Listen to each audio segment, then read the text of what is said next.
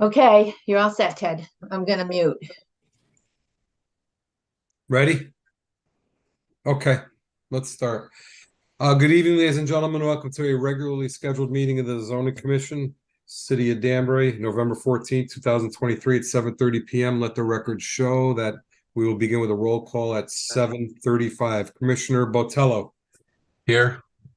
Commissioner David. Here. Commissioner Bennett is absent. Commissioner Hawley. Here. Commissioner Hylinski. Here. Commissioner Jowdy. Here. Commissioner Melillo. Here. Commissioner Rea is absent. Commissioner Duran is absent. Commissioner Mejia, absent. And I am Commissioner Haddad. 1, 2, 3, 4, 5, 6, 7. Is that what everybody has? 7? 1, 2, 3, 4, 5, 6, 7. Perfect. Beautiful. The next regular meeting is scheduled for November 28th, 2023. We do have an item on it, and we may have another one coming. Not sure yet. If everyone could stand and join Commissioner Melillo with the Pledge of Allegiance. I'm sorry, Rob. Okay, I'm good. I just had to unmute. Thank you. I pledge allegiance. Allegiance to the flag of the United States of America and to the republic for which it stands, one nation, under God, indivisible, with liberty and justice for all. Thank you.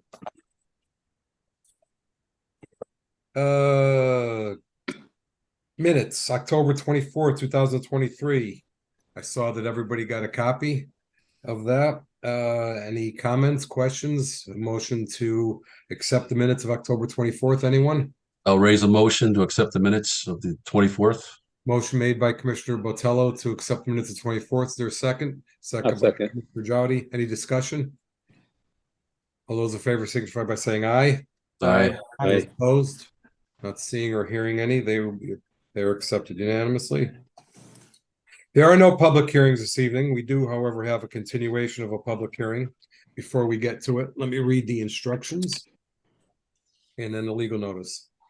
This meeting of the Danbury Zoning Commission is being held on Zoom as a virtual meeting. Even though this meeting is a virtual meeting, members of the public and interested parties continue to have the opportunity to participate in the meeting in a couple of different ways. You can participate via Zoom and see the audio and the video, or you can call in by phone and participate via audio only.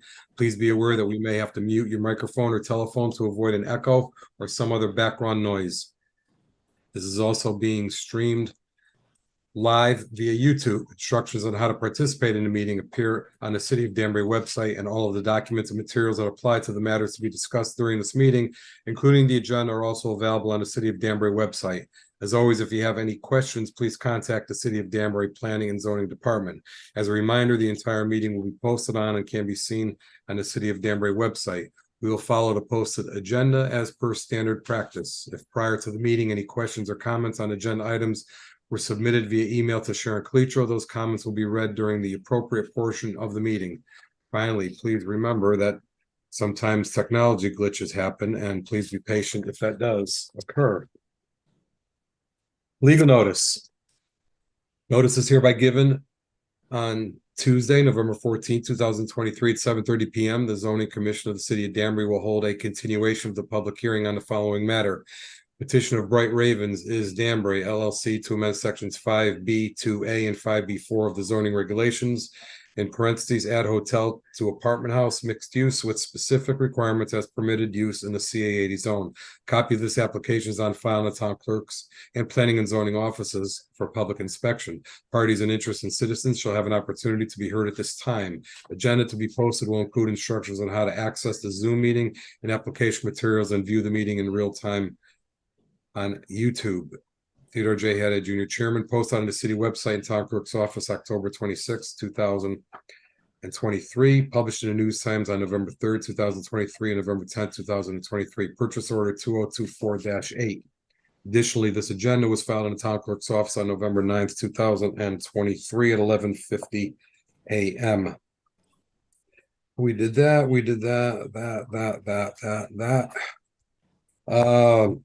The first petitioner. The only petition this evening is a continuation of a public hearing. It's a petition of Bright Ravens is Danbury LLC to amend sections 5B2A and 5B4 of the zoning regulations, add hotel to apartment house, mixed use with specific use requirements as permitted use in the CA80 zone.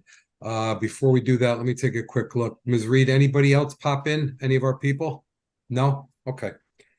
So let me call on Attorney Beecher. I think you have some new items or some new things you'd like to discuss, and I'll let you take your pace. Go ahead. Thank you, Mr. Chairman. Good evening, everyone. For the Good evening. record, my name's Tom Beecher from the Collins Hannafin Law Firm, and I represent Bright Ravens. With me this evening is Dan Bertram, who is the owner of Bright Ravens.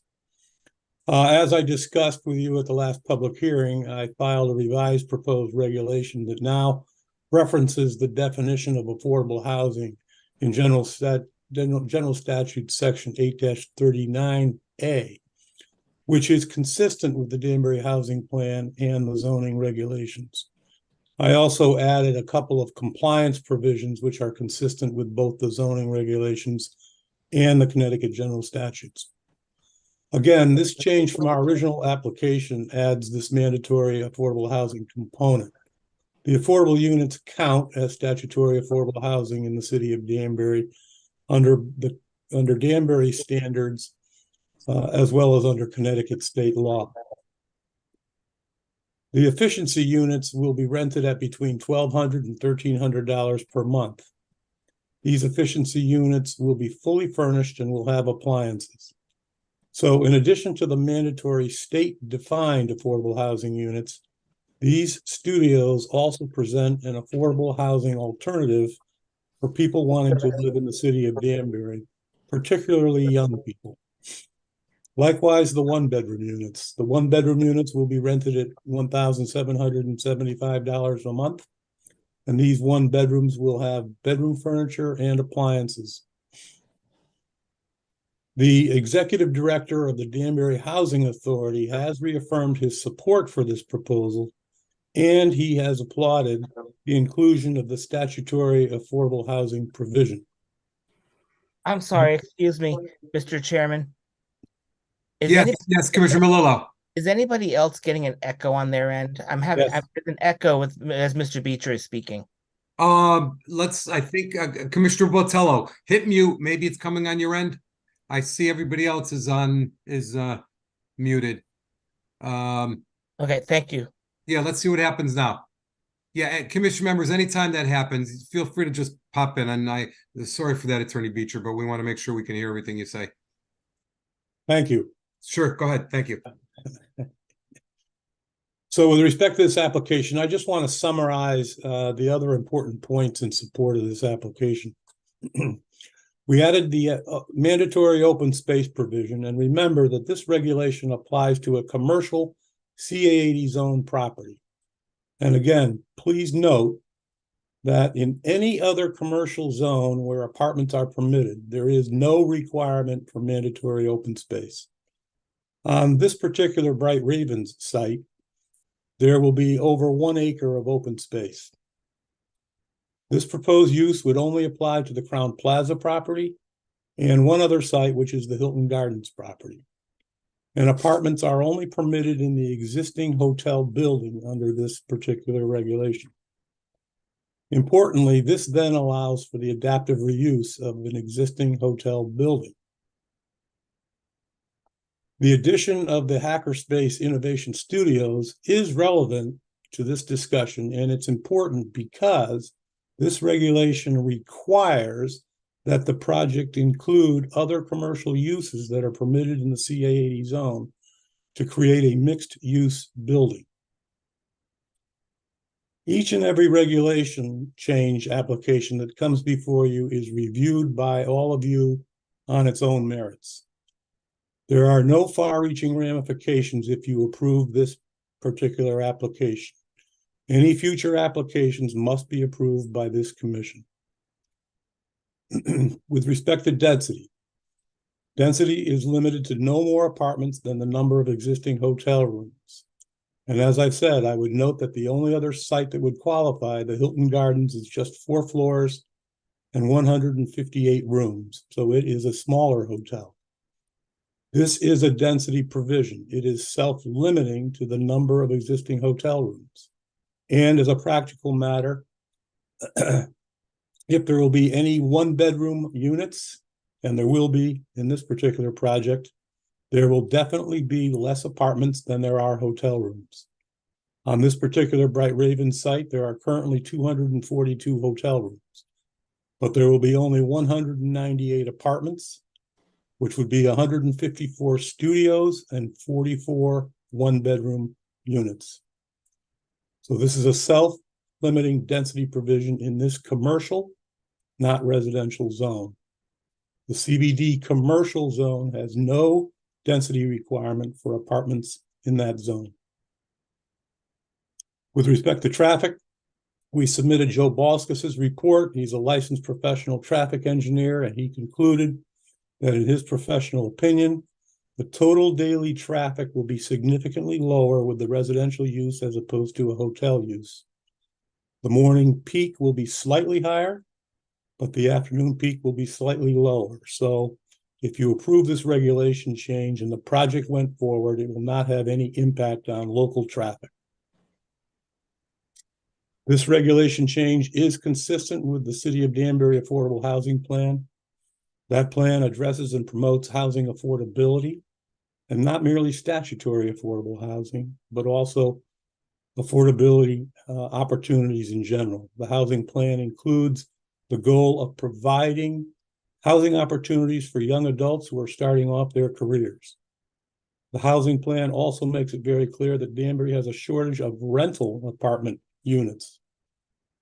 Danbury's housing plan highlights that Danbury struggles to retain and attract young adults. And it also notes that only 4% of the city's housing stock consists of studio apartments. That statistic alone, in and of itself, is an important fact for you to consider in reviewing this particular regulation. The housing plan further states that rising rents are a significant concern. That plan concluded that the development of rental units with a monthly rent below $1,810 per month should be the focus of efforts to expand affordable rental housing in the city of Danbury.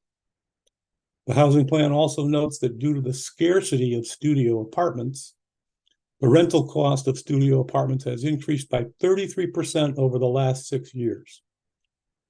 Adding inventory such as would be provided here can potentially bring the rents of certain existing studios down or drive the average rent of the studio category down altogether.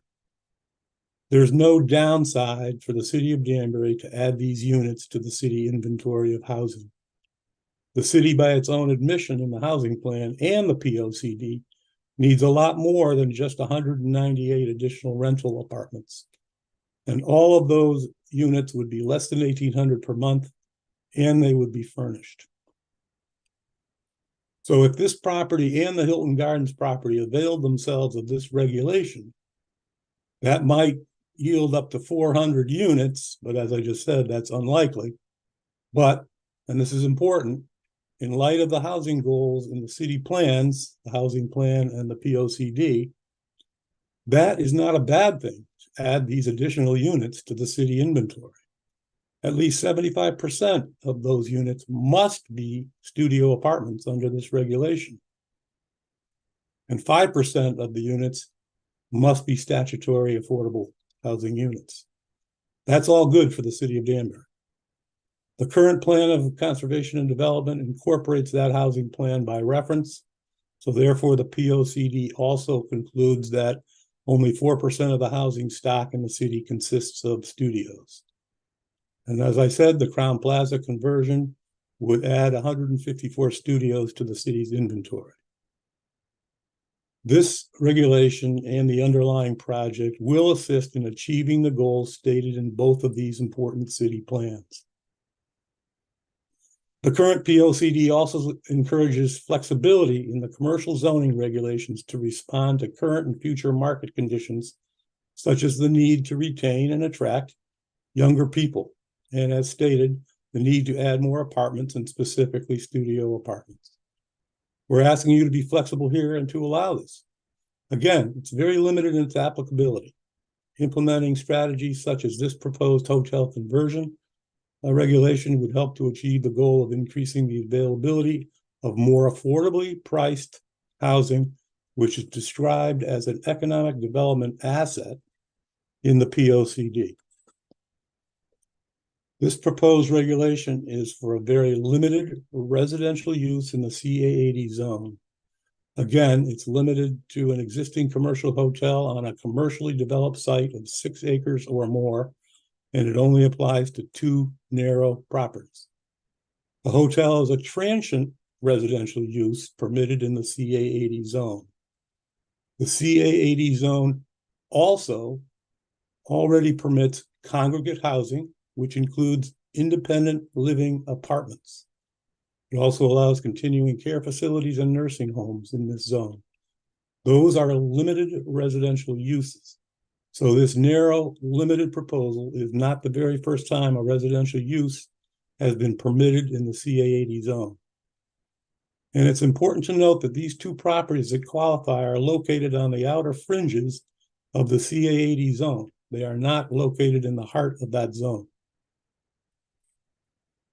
Categorizing this particular use as a permitted use is also consistent with the CBD commercial zone, where apartment buildings are a permitted use in that zone. If a project in the CBD zone is a traffic trip generator, then it requires a special exception from the Planning Commission. This will be treated the very exact same way. As I've said throughout my presentations, this is a reasonably, very narrowly tailored proposed regulation. This project will fill very real needs of the city of Danbury, expressed in both the POCD and the housing plan in a meaningful manner. This regulation is also a proper planning tool, both to boost housing options in the city, as well as to adaptively reuse this 10-story, 44-year-old building. The proposed regulation amendments for this hotel conversion would be applicable only in the CA80 zone and only to 2 properties. This 7-acre site and the other site is almost 10 acres. And that site is over by the New York border. And that summarizes our proposal, Mr. Chairman. Through you, Mr. Chairman, I would ask if Dan wanted to add anything. Absolutely. Mr. Bertram, did you have anything else you wanted to add? No, I think that was a good summary. I certainly hope that we're afforded the opportunity to try to do this with the asset, but I think that was a good summary by Tom, and certainly we're available to ask address any questions that may come up. Thank you. Thank you. Commission members, any questions at this time of Attorney Beecher or Mr. Bertram? Commissioner Jowdy, unmute, please.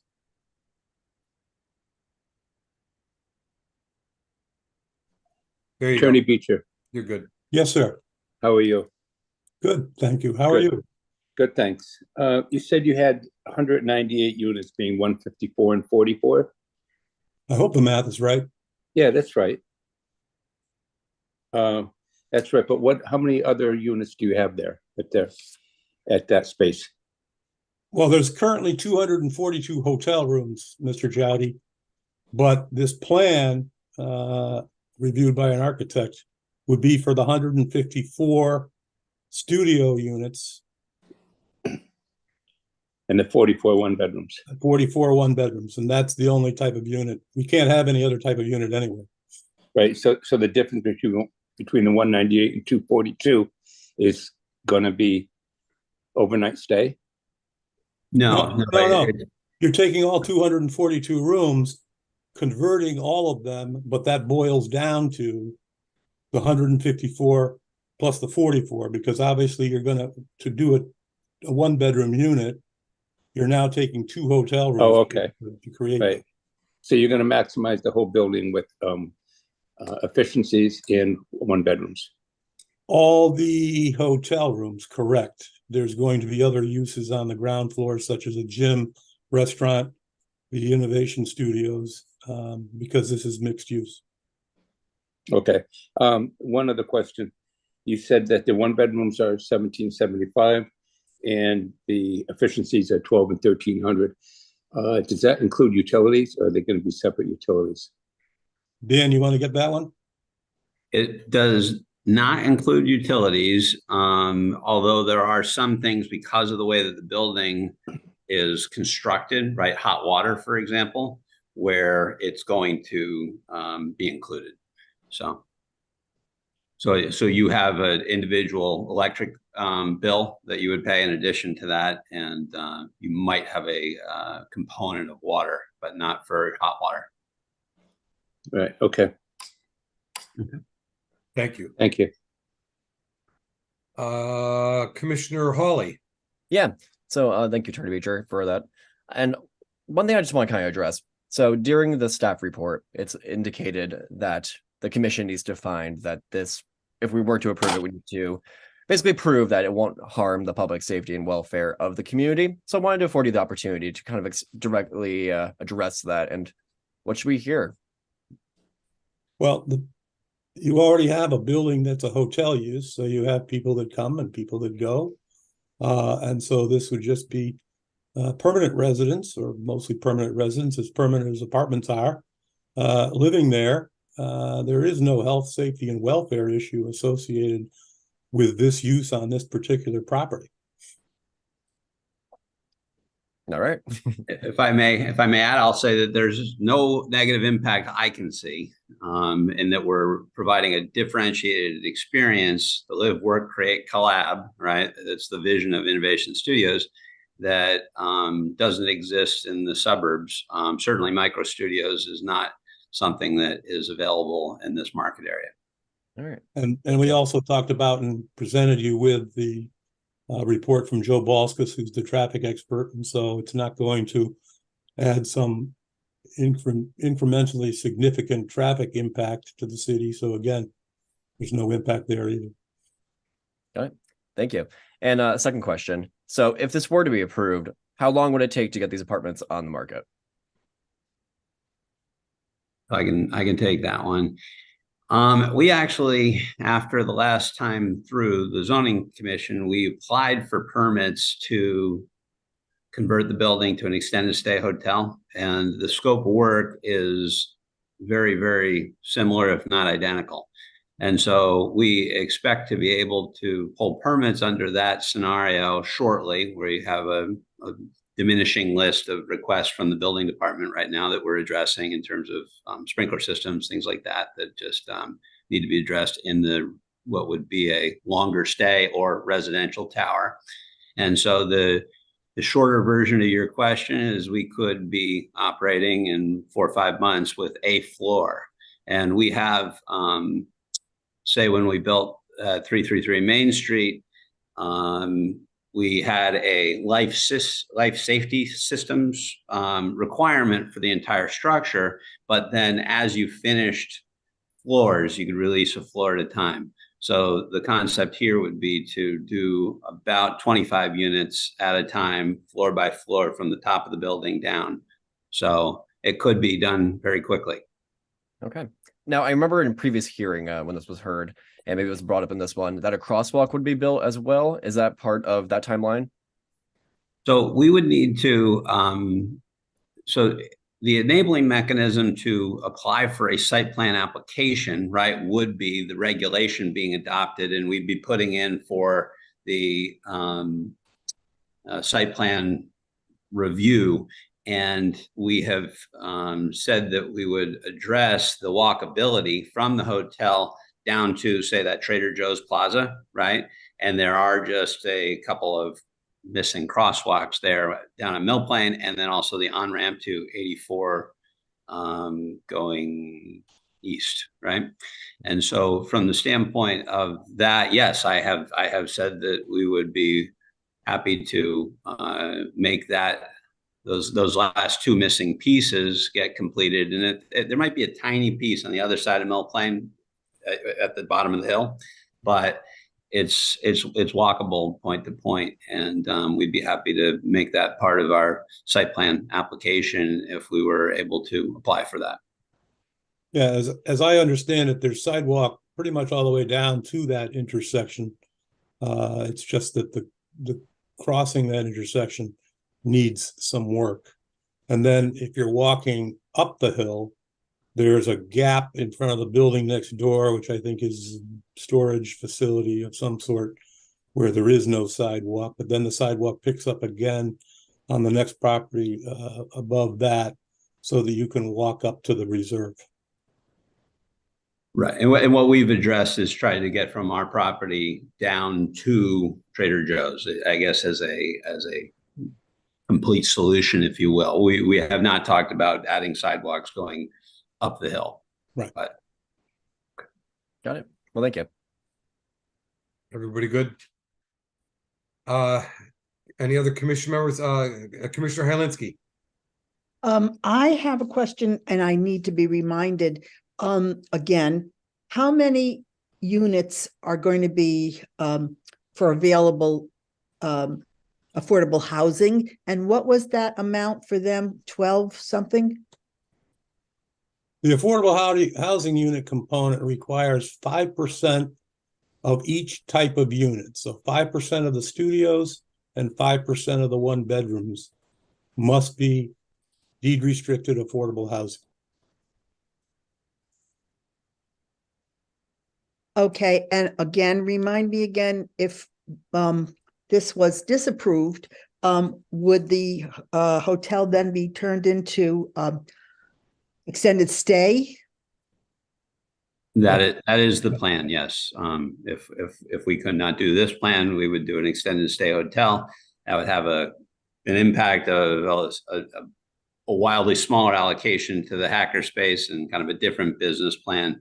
And then also no actual long-term, no residency component. So it's more transient folks coming in and out of the area, and it's a completely different solution, if you will. Thank you. Thank you. Thank you. Commissioner Botello, I saw Commissioner Malillo's hand first. Let me go to Commissioner Malillo if I could, please. Commissioner Malillo. I'm good, Mr. Haddad. I actually found the answer to what I was looking for in the report. Thank you very much. Commissioner Botello. Yes, in the discussion that of the presentation, I don't remember or recall anything about handicap units and how that was brought in. And basically, when us developers have to do developing, we always have to make that a consideration. I didn't recall any of these units being designated handicap, and is that part of the profile? It is part of the profile, and that is addressed in the building code itself, and even in the permits we've asked for already. There's a set aside, I believe, of 10% on type A units is, I believe, I think that's the standard. It's whatever the code is. Yeah. Commissioner Botello, anything else? Thank you. That's it. Thank you. Commissioner Jowdy. Attorney Beecher again. You said that this is only good for the two hotels if you got this approval. Correct. How could the commission be guaranteed that? And tell me how that works and how you say it could only be two, and how could we be convinced of that? Yes, it's because of the 6-acre limitation. So number one, this is only permitted in the CA80 zone. In our review, and I don't believe staff found any others either, in our review, there were only 2 hotel properties that were over 6 acres. This one, which is approximately 7 acres, and the Hilton Gardens, which is just shy of 10 acres. All other properties are either in a different zone, all other hotel properties are either in different zones or don't come close to the 6-acre minimum requirement. Okay, thank you. Thank you, Commissioner Jowdy. Commissioner Malillo. Just to follow up then on Commissioner Jowdy, Mr. Beecher, do you happen to know offhand what the lot size of the next largest hotel in the zone would be? I do not. Okay. So Mr. Jowdy had asked, what assurances would that be? Correct me if I'm wrong, so I'm going to pose this as a question. Currently, no hotel conversion zone is allowed in the CA80 zone. Is that correct? No hotel conversion to apartments is allowed in the zone, in that zone, correct? Okay, so if this petition gets approved, then we go from having, so right now, as of, let's say 6 months ago, because to be fair, before some of this really came about, it was safe to say that you could not have, no matter what, it didn't matter what your lot size was, you could not have a hotel conversion. And now, if this gets approved, it's limited to a 6-acre size. Can you honestly tell us that this commission is guaranteed to never have a hotel conversion less than 6 acres? Under this regulation, that's guaranteed. Okay. However, somebody could come in and with an amendment to make a modification and argue that it's already an allowed use, and therefore it's not right because it only applies to one, only applies to two, and therefore maybe argue some trade restrictions and try to get it reduced. Would that be able to happen? You can't stop someone from filing an application to change the lot size minimum requirement. But again, this commission has passed a number of regulations that have those sort of limits to narrow the scope of those who might qualify, such as an automobile dealership must be within 1,000 feet of another automobile dealership located in the CG20 zone for a property in the IL40 zone to have a dealership, even though dealerships aren't normally allowed in the IL40 zone. If you happen to be within 1,000 feet of a dealership in the CG20, you're okay. Well, there's no guarantee that someone's not going to come in next week and say, well, gee whiz, we'd like to put one within 2,000 feet of the CG20 dealership. What's wrong with that? Why are we not able to do the same thing? So it happens. In other words, the answer to your question is there's no guarantees that someone won't come in with an application, but you have a number of examples of zoning regulations with those type of limiting features, such as, an assisted living facility has to abut a residential zone. Somebody might come in and say, well, what if we're within 300 feet of a residential zone? Can we apply as well? So I hope that answers. Yes. So currently, also just refresh our memory here. Currently, under the existing regulations, are residential apartments allowed in the CA80 zone? Yes, under the congregate housing. Independent living apartments. Independent living. Okay. And that's the only kind? The only kind of apartments. Okay.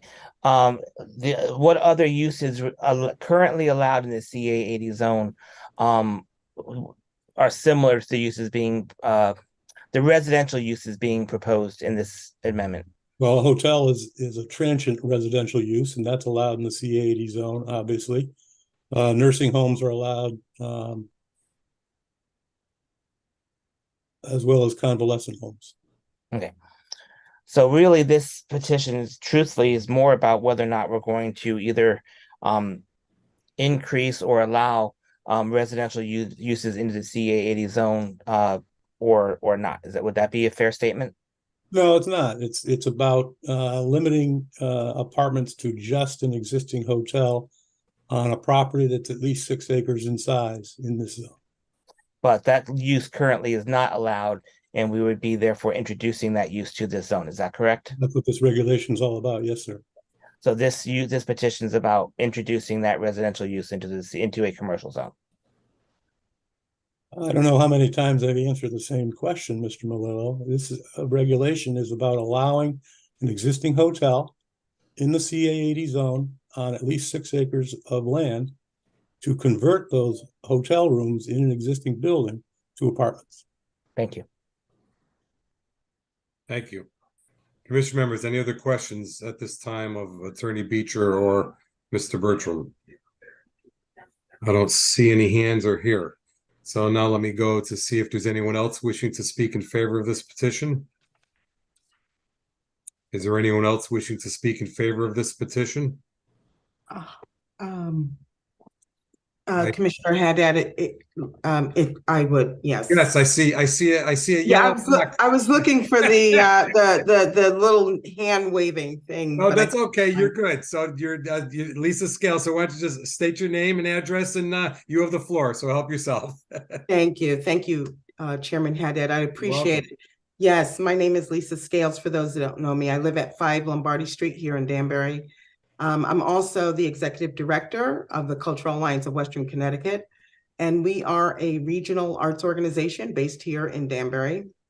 I am here to express my strong support of the Bright Ravens Innovation Studios project and the conversion of the hotel to affordable apartments. The Cultural Alliance, for those that don't know us, is a nonprofit service organization, and we promote and advocate for the interests and needs of artists and creative entrepreneurs, arts and cultural organizations. We engage with the public. We collaborate with businesses and government leaders to advance the arts and integrate creativity in our communities. I have some understanding of the challenges and opportunities that artists and nonprofits face. I have 2 essential points tonight because I have had the opportunity to review all of the prior testimonies in support of this project. And so I won't waste your time with a lot of things that you've already heard.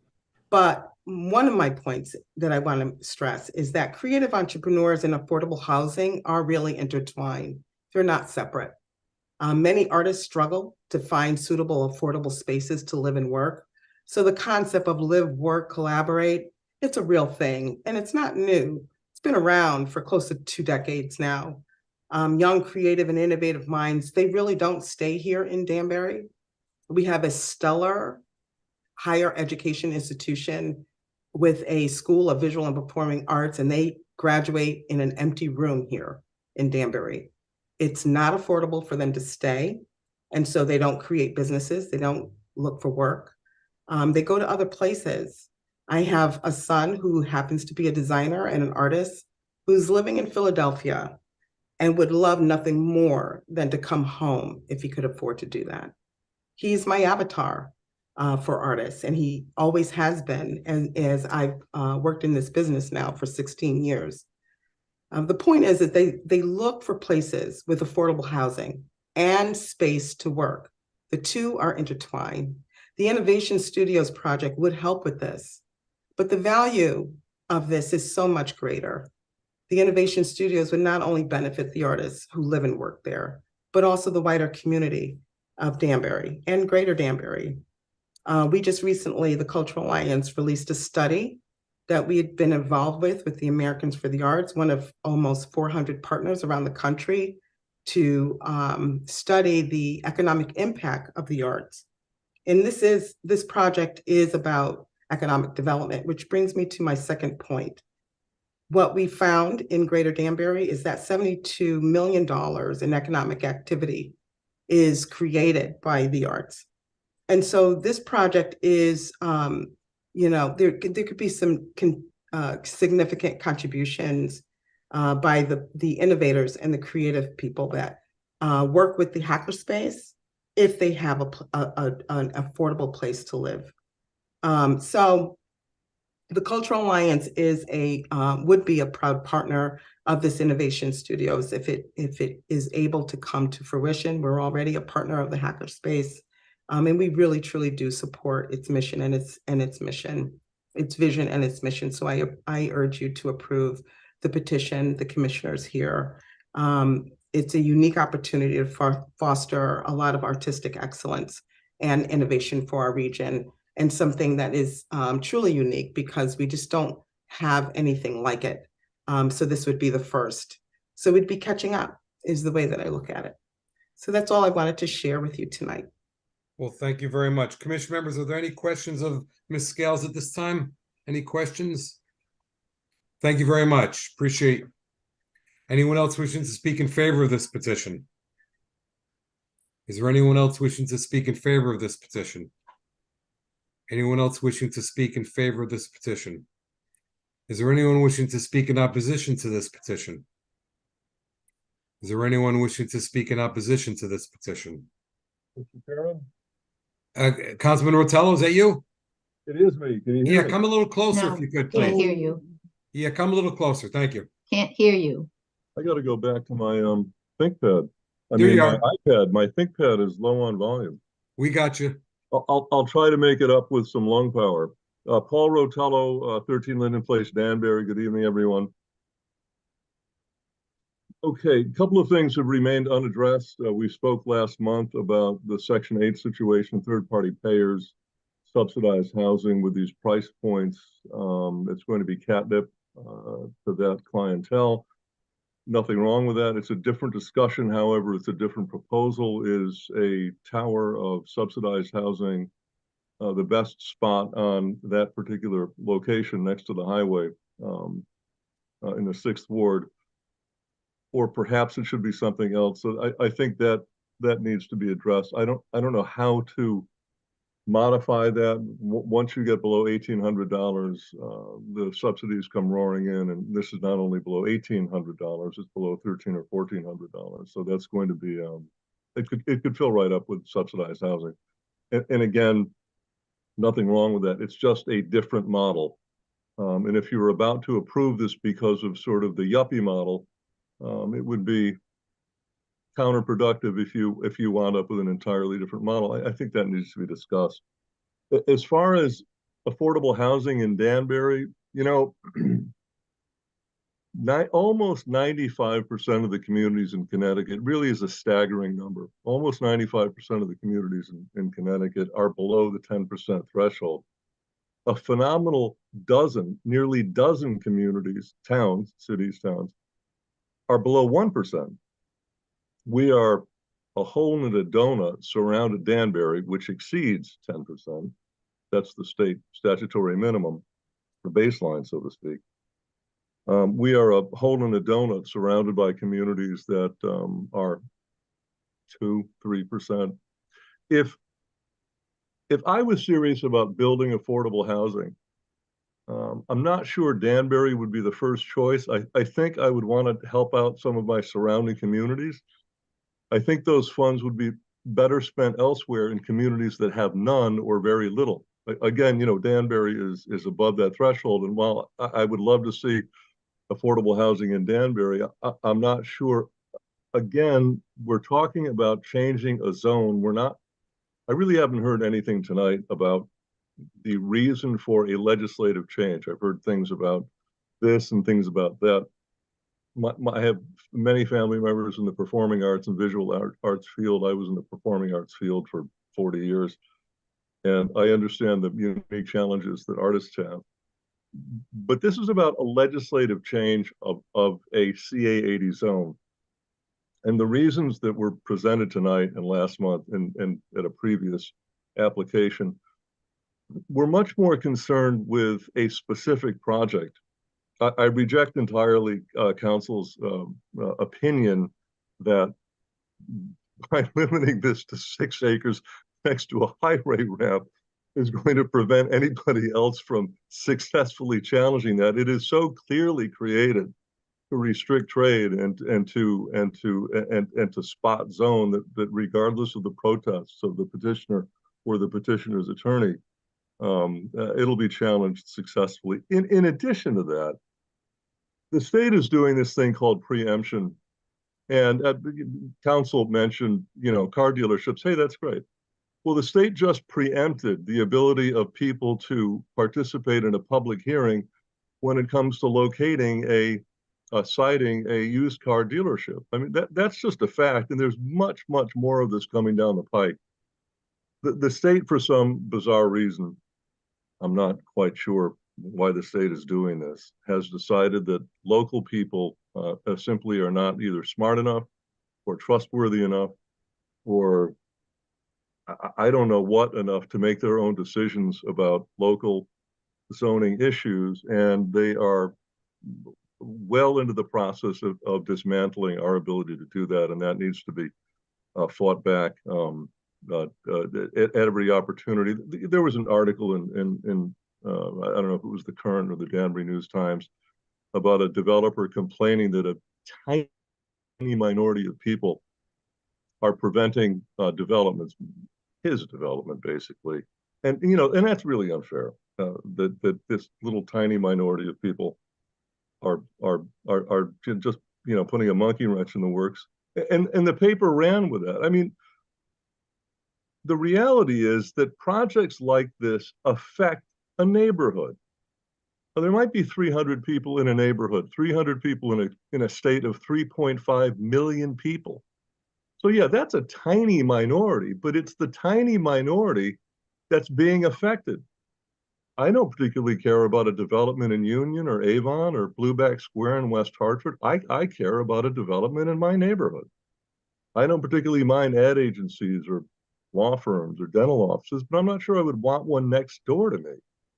And I think people ultimately have a right to make those kinds of decisions.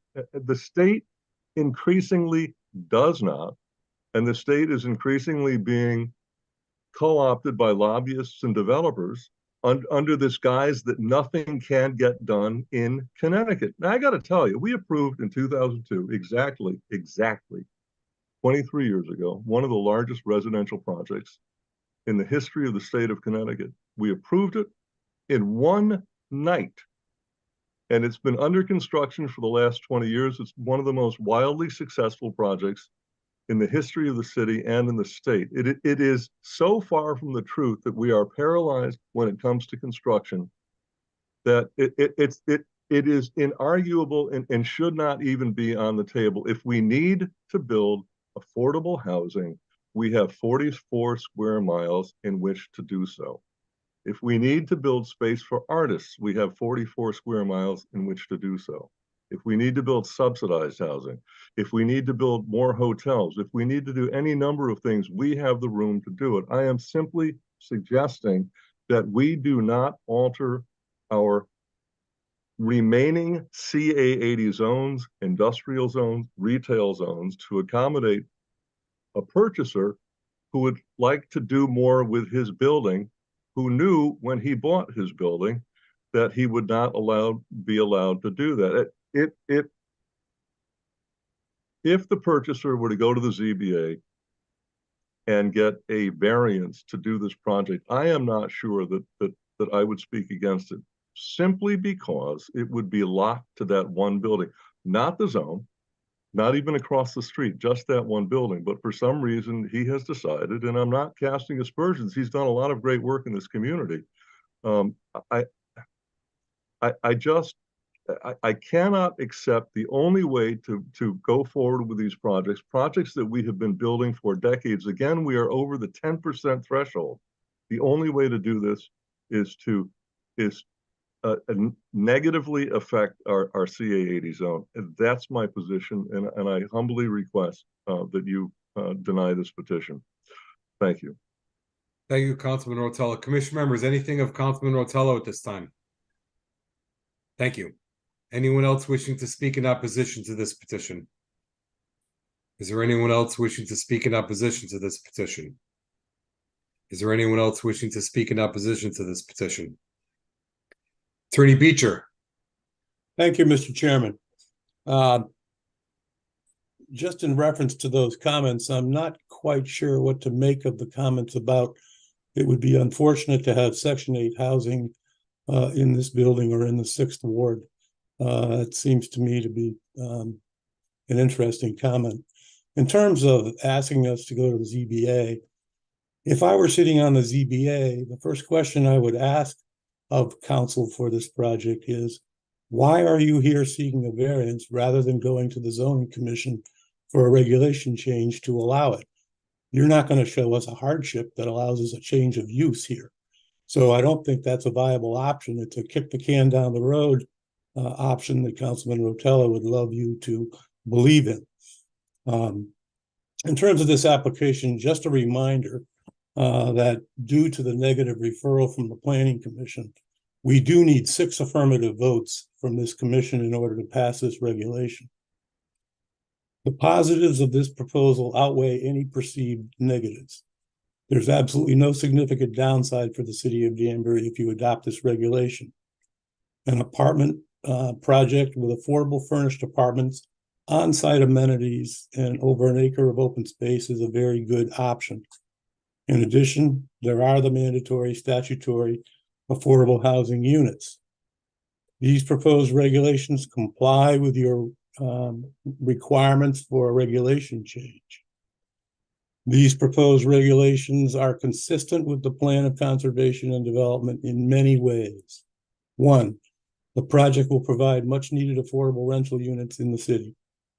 The project will add much needed statutory affordable housing units in the city. The project will provide an influx of studio apartments in the city. This is consistent with the goal of flexibility in the commercial zoning regulations to meet current and future needs of the city, including retaining and attracting younger citizens. And 5, providing housing for younger people is, according to the POCD, an economic development asset for the city of Danbury. This proposal is clearly consistent with the POCD. And one last important thought about consistency with the POCD, and Mike Kalshny astutely pointed it out at the last public hearing. The POCD is entitled Innovate. This proposal is consistent with that goal of innovation in the city of Danbury, and we hope that you will adopt this regulation. With all of that said, at the prior public hearing, we had 8 commissioners. We would like 8 or 9 commissioners due to the fact that we need 6 affirmative votes. Therefore, with your indulgence, I would ask you to close the public hearing tonight if you're amenable to that, and then postpone any vote until the 28th, when hopefully all of you can be here and at least one or 2 commissioners can also join that night when the Danbury Mall zone map change application is scheduled to be heard. Thank you, Mr. Chairman, and thank all of you. Yes, thank you, Attorney Beachy. I don't see any issue with that. That's what we've done historically in the past. So this is what I'd like to do at this point. I don't want to take you off the floor yet, Attorney Beecher, because if I go to Ms. Calitro to close, you're done for the night. So I'd like to ask Ms. Calitro a question and see if I can get you to answer it. And I don't want to interrupt Ms. Calitro, you're closed, but you had some issues on language. Anything specifically? I'm sitting here saying that you have an issue with language. The petitioner has language. Why can't that marry up? What's the obstacle in the petitioner seeing it your way, which you believe is in the best interest of the city? And what specifically is that language, or are those points to be made? Do you follow what I'm trying to ask? I do, Mr. Chairman, except that I will reserve my comments till the end, but I had other comments other than specific language. So no, absolutely. I wanted you to do that. If you just want to talk about things that relate to language, we can talk. I can jump to my points relative to the affordable housing language, but I also wanted to reiterate other comments that I've made prior as part of this record. So yeah, no, I want you to do a final close. Yeah, absolutely. I just wanted to just take for an example of why at this stage of the game, we've had two different public hearings, 2 different petitions, and there's still an issue that a language issue. Why isn't it that they're not seeing it well, I would say we haven't really had a meaningful back and forth about the language relative to the affordable housing. We brought up some comments to Attorney Beecher. He addressed it his way, got it back in. We still have some concerns relative to what we feel is some ambiguity in the language. Yeah. And that's concerning to us, because if language is approved and an amendment goes through, the worst thing we can do is go in it having some thoughts that it might be ambiguous, because ambiguity, is construed in the favor of the property owner. So that we wouldn't want that. So I think there is some confusing language relative to the affordable housing. As I said, I think it's good that there is that affordable housing component. I don't think it's written very clearly enough without the ambiguity in there, the way it's now been presented. I could walk through those points, but I also have other things that I remain, and I have some, again, just some points of factual points related to zoning. that Okay, let Attorney me see if Beecher- Commissioner Malolo, I think Commissioner Malolo wants to have a comment. Yeah, so Mr. Haddad, I think I understand part of what you might be trying to get resolved. So if I may, maybe if I could ask Ms. Calitro through you, a question this way with a preliminary explanation behind it.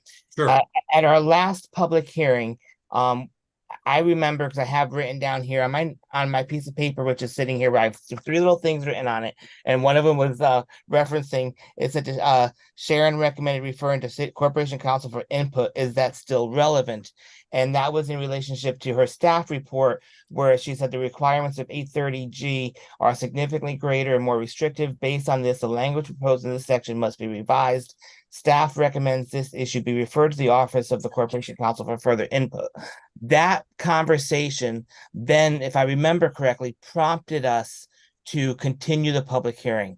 And there was some discussion at that point whether we should continue the public hearing just for that Corporation Counsel input or further. And I remember, even though I raised the question, being opposed to that because I don't like restricting those public hearings. So with that, I think out of fairness, because we continued it for that purpose, maybe if we ask Ms. Calitro, did we refer this to the Office of Corporation Counsel for further input? And is there any information from that referral that she could share with us? I think that's fair to then give Attorney Beecher the opportunity to maybe respond to. Thank you. Sure. Well put. Okay, so yeah, I did have some conversations with Assistant Corporation Counsel Edwards, and went back and forth with Attorney Beecher.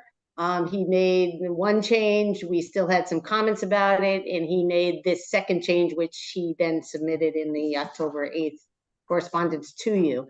We still have some issues relative to that language. I've met with her. We went through it. Again, I think it remains confusing at best that there's certain references to certain sections of the statutes that aren't sufficiently tied together. The language regarding Corporation Counsel's review is a little awkward, the way it's written. The reference to 8-30GB1 may not necessarily apply. There's different chapters and statutes that, they're not all Title 8, Chapter 124. For instance, 8-39A is Chapter 128, 8-30G is Chapter 126A. And we think there should just be a clear outline, be clear and specific about what is required to be provided in the affordability plan, in the contract, and stop with all the references back and forth, because it's confusing. It puts the planning commission, should this go through, potentially the planning commission or the department, again, and I'll get back to that in my other final comments, in a difficult position to try to interpret what did that really mean, what's included, what's not included. Is there something in Title 8, Chapter 124 that he says shall be met, all the applicable things in Title 8, 124 shall be met. And then is there something we have to go through the entire chapter to see if we're missing something, including something? So again, very clear, concise, specific requirements, what's required without all these references back and forth. And I think that, and Attorney Edwards agrees with me in that respect. And that just relates to the only change he's made between that last public hearing, the opening of the public hearing and tonight was the changes in section 11, in condition number 11. So that's what I'm concerned about relative to that. And then again, I have my other closing comments relative to other. I just don't think it's clear, concise, specific enough. I think the references are confusing. I think it might lead to some ambiguity later on that somebody's going to have to try to figure out. And that's not how these regulations should be written. They should be clear, tell you exactly what you have to do, exactly what's needed. And I think that's fair to the applicant. to some petitioner later on, so they know what to expect. It has to say this, it has to provide this, it has to be reviewed by this person, it has to say this. And these references back and forth just makes it difficult to implement. Thank you. So let me ask Attorney Beecher, how come? I guess Well- he would say, how come you're not doing that? Thank you, Mr. Chairman. I disagree that it's confusing. There were discussions back and forth between myself and the director who had the input from Attorney Edwards. And the request was to lay out in this regulation what you think are the points that ought to be there so that there's compliance. So I did that. The reference to Chapter 124 is in fact something that you'll find in your incentive housing option. This is not an incentive housing option, but nevertheless, you're required to comply with zoning regulations, and therefore Chapter 124 is referenced. The definition of affordable housing is now referenced as that set forth in 8-39A, and that's just the 80% income limitation, which we've talked about. Then the changes in subsection C are to spell out that it does need to include an affordability plan and deed restrictions, which is normal for any affordable housing component. And it references the income limitations, which come from 8-39A. And then it goes on to say, the deed restrictions and affordability plan are subject to approval by Corporation Council, which is normal, and that's in your zoning regulations in section 10E. And then the reference to 8-30GB1 is all about the affordable housing plan. And that section specifically spells out what needs to be in that plan. And the only thing that we do differently than in that section is we already spell out what the income limits are. But otherwise, you have to identify the person who's going to annually make sure that there's compliance with the affordability provisions.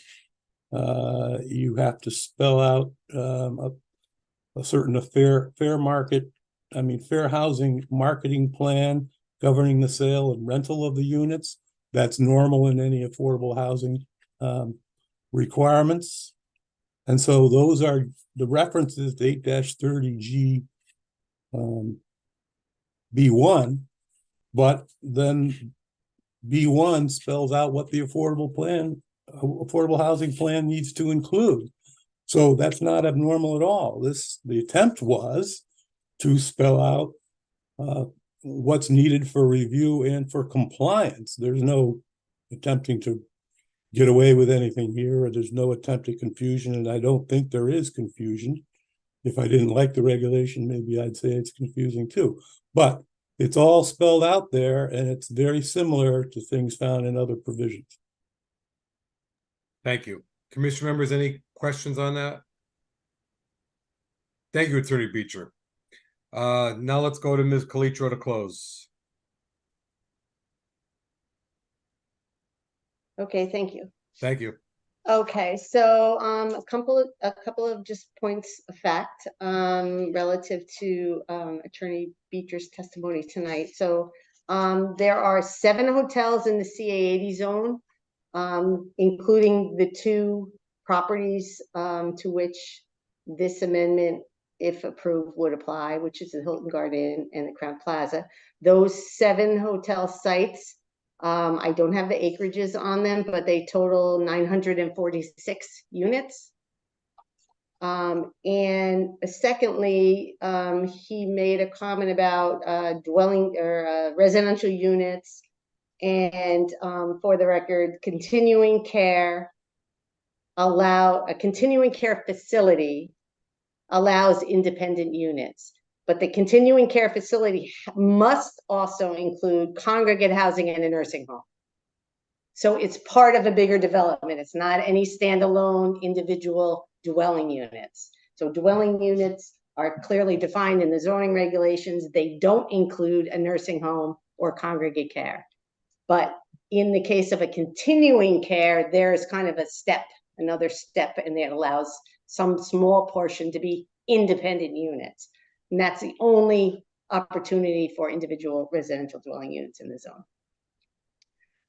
So that being said, so my comments, again, relate back to my October 12th memo, staff report to the commissions. And so I'm going to go through, absent the last one, which we just talked about. There's 5 major points. Should this be permitted versus a special exception use? They're proposing it to be a permitted use. We're saying, why shouldn't it be a special exception use? The numbers dictate that it be a special exception use. Because any residential use over 84 units generates over 500 trips per day. That's a special exception use. They've already said we're going to build 198, special exception. The only other property to which this would apply is the Hilton Garden Inn. They have 158 units, and anything over 84 it would generate 500 trips per day. And let's just say it must include other uses. This is a required mixed use. So anything over 84 units and some other mix of uses in the building, which it's required to have, automatically it's going to be a special exception. So why are you just calling it a special exception? Why call it a permitted use when you kind of know it's going to be over 500 trips anyway? It's kind of seems silly to me. And the special exception process gives the planning commission some more discretion. It says the use is generally acceptable in the zone, subject to review relative to the site-specific impacts. And that would allow the planning commission to make sure, in review of the site-specific redevelopment efforts, that the redevelopment of the site is appropriate, given the fact that there's going to be permanent residents there and other users of the site, whether they're workers, whatever the other use is. Remember, it's a required mix of uses. And both sites, this one and the Hilton Garden Inn, have special exception already, grants of special exception. So it's like taking it back a notch rather than keeping it where it is. So question, permitted versus special exception, we believe just listen it as a special exception. Number 2, are the 2 sites to which this would apply acceptable locations for high density permanent housing, given the location at the edge of Danbury, the distance from places of work, the distance from or relation to the neighborhood amenities, which may not necessarily be walkable. Maybe they'll be walkable in the future. Maybe they'll be crosswalks in the future. But you got to go out that building, up a hill, down a block, even get to Mill Plain Road and cross 4 lanes of traffic. And is it accessible for transit options? I know that there was some testimony relative to buses being taken. The Heart buses only would operate on the call service during the peak hours on the outbound service. It's not a robust service. It doesn't provide service after hours. So anybody working late, wanting to get home late, not going to happen under the current transit, under the current Heart schedule. Number 3, as to the minimum lot size, we talked about this. The zoning commission needs to recognize the potential impacts to other areas of the city without any broader analysis.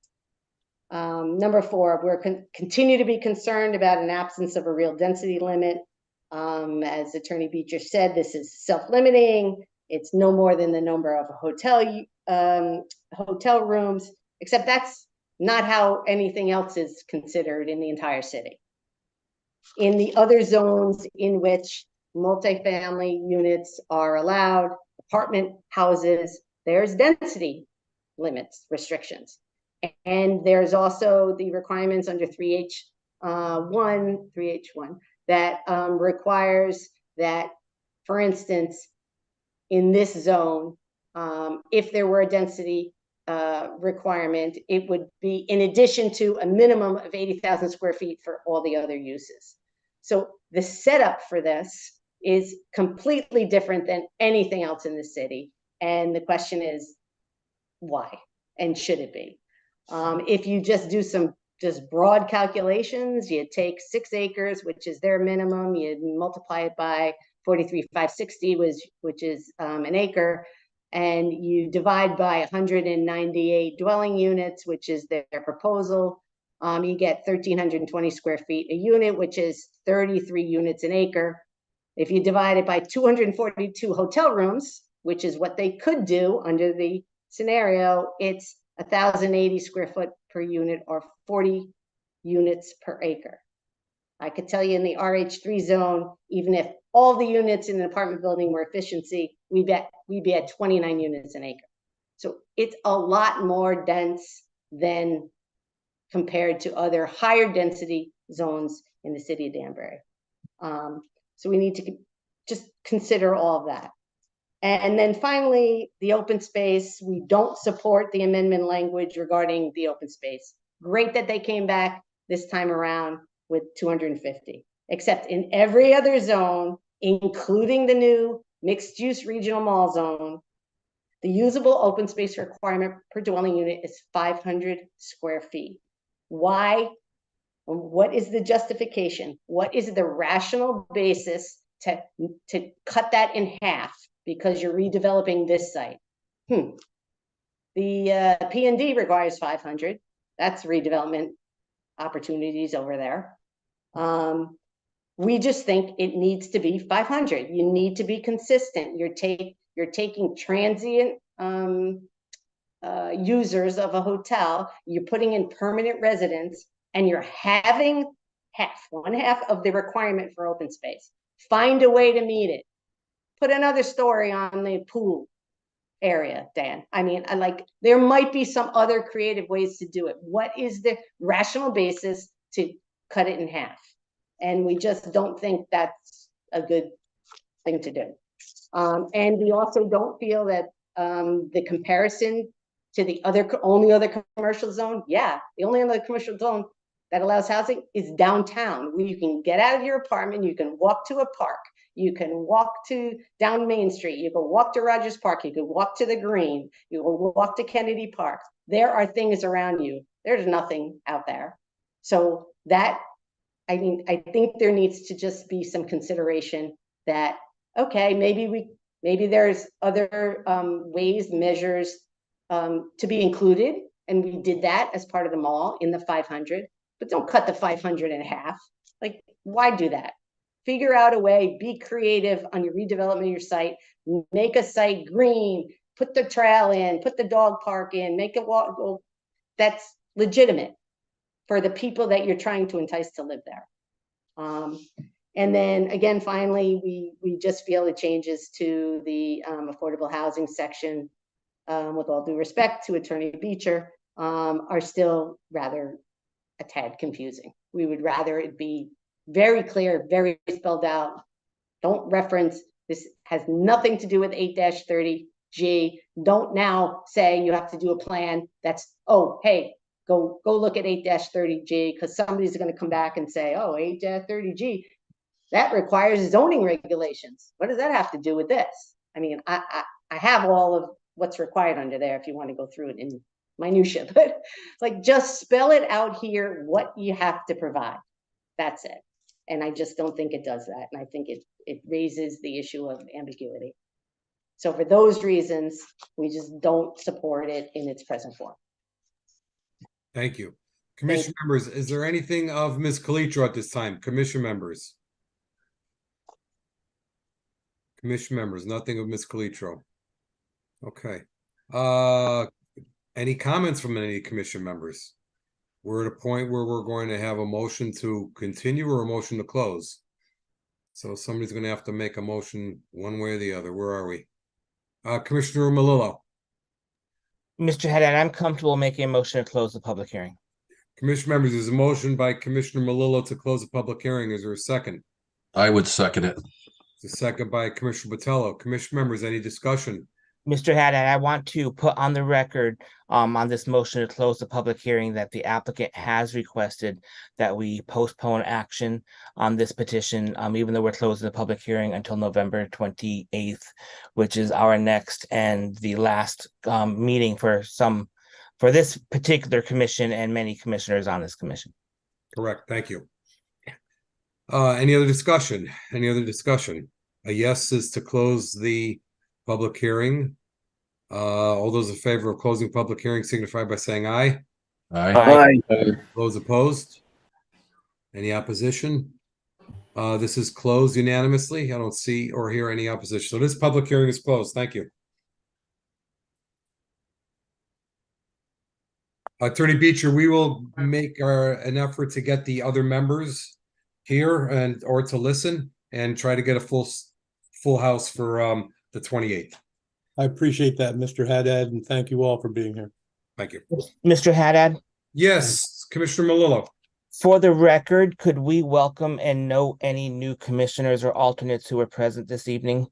It would I think it would help the documentation should we be unable to get something for the 28th. There would be something on record to help substantiate anything else put on the record. Sure, yeah, we can. Let the record Ken? show.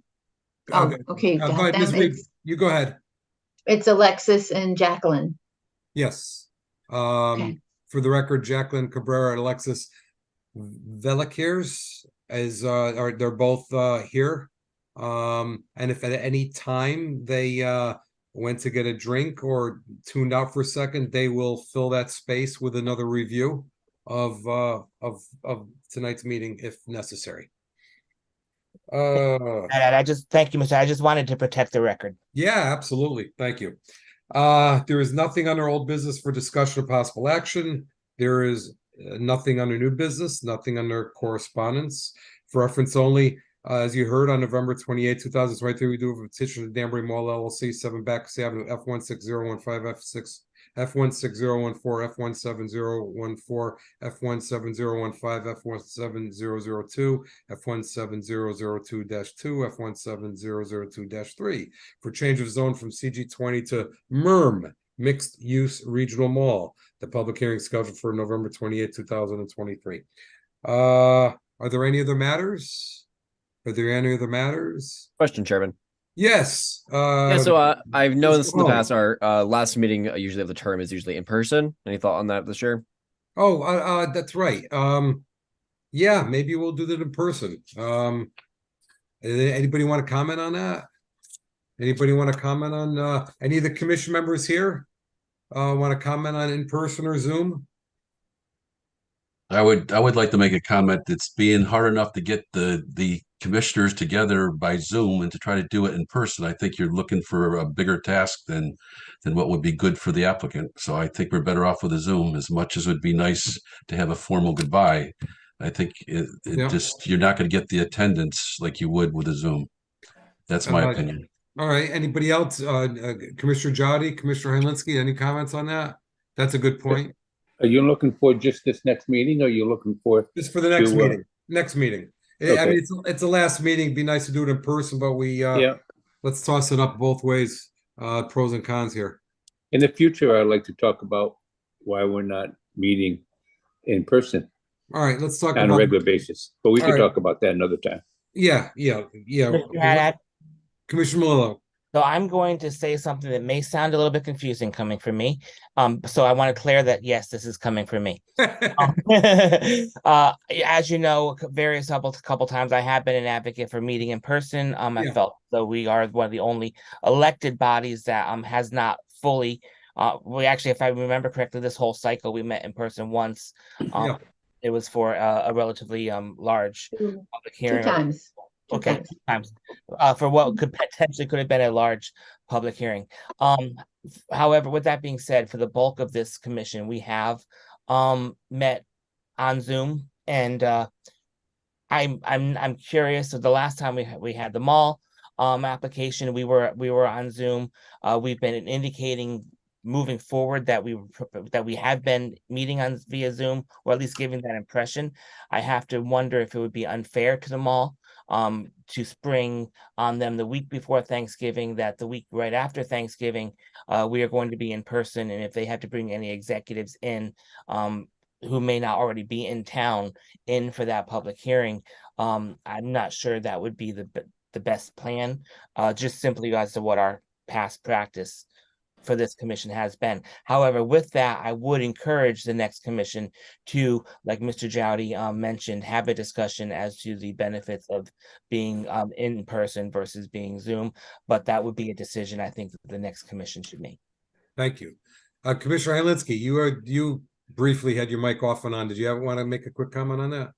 Well, before Commissioner Melillo had just made a great statement, I was thinking that maybe because it would be our last meeting, that more people would come out and we all could get a chance to formally say goodnight, goodbye, and just a thought. Yeah.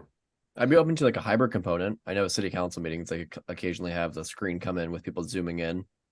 I don't know. Yeah, I think the under hybrid, we have some strange Yeah. rule on that. Yeah, and without going back, with all due respect, Commissioner Hawley, without going back to the Public Act and the hybrid, it's just, we should make a decision. You're in One way or person, the other. or yeah, one way or another, because I think it's just too difficult, and it's just too difficult. Yeah, Mr. Haddad. And I would just say, as to Commissioner Melillo's statement, and obviously where staff will do whatever you want to do. It is the week following Thanksgiving, you know, people are coming and going, and you just don't know. And if to try to get the most commission members to vote on this application, which is to the benefit of this petitioner, but also to the other petition, you know, maybe it works better this way. And maybe we could find a way to, and I'll just bring it out here because we haven't even released it yet, but the night after the meeting is our big downtown meeting. I would love all of you to be there. You'll all be invited. It's our big downtown discussion about zoning in person in City Hall, so we can always meet there, give each other a hug. Well, that's a good idea. It's a big meeting on the 29th, which is the night before everyone gets sworn in. So, you know, and that is in person, but maybe it's just better at this point. And I'm not trying to sway you. You can just let me know what you want. Could I just ask one? Could I ask a question? Is it possible to ask Mr. Beecher what his position would be on this, since this is the biggest part of the hearing? Well, I don't think you need to do that. I think you can make a decision. You need in this application, for Bright Ravens, they want as many commission members of the 9. They're Zoom or in person, doesn't matter, eligible to vote. And for them all, that, you know, the same thing. I think I'd love to have it in person. I think it'd be a great idea. We could do it on the 20th. We could all get together on the 29th. I think at this stage of the game, we probably should leave it at Zoom for the last meeting, only because it's a lot of people have that as an expectation, and it would be a lot easier for us to gather as many as we can, but also for the petitioners to be able to tune in rather than drive down. So is that all right? With everyone?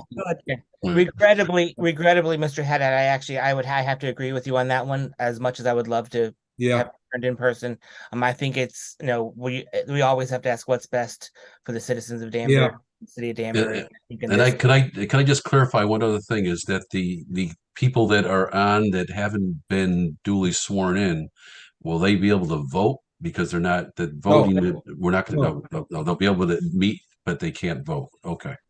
Yeah, Mr. Vitella, what I did was by noting on the record that they were here, should we not be able to take action and it spills over to December, I just wanted to note it on the record that they were in attendance this evening. Okay, all right. To help further substantiate their their claim for qualification to vote in December. They cannot vote until they're sworn in. Right. I can no longer vote once November 30th passes. We trade places. But that's where it was just a what I thought was a precaution to just kind of help protect the record. All right, And thank this- you. I just want to clarify And that. they're still not qualified because they haven't heard the last, the one before this too, so they'd have to. Obviously, we've had a whole trail here that we're all aware of what's going on, and for them to come in at this point, it's hard for them and for the applicant. So Yeah, it's only fair that hopefully we get this resolved at the next meeting.